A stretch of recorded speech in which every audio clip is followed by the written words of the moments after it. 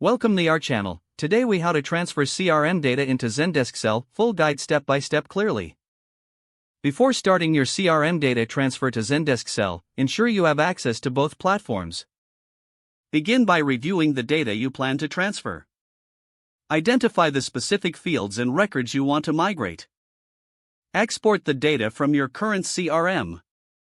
Choose the appropriate file format for export, typically CSV or Excel. Open your current CRM and navigate to the Export option. Select the data fields you wish to export. Follow the prompts to download the file containing your data. Once you have the file, log into your Zendesk Sell account. Navigate to the Settings section within Zendesk Sell. Locate the Import option under the Data Management section. Choose the file you exported from your previous CRM.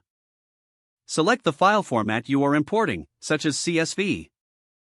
Map the data fields from your file to the corresponding fields in Zendesk Sell. Ensure each field correctly aligns to avoid data mismatches. Review the mapped fields for accuracy. Decide if you want to create new records or update existing ones. Once ready, start the import process. Monitor the progress of the import for any errors. If errors occur, review the specific issues indicated.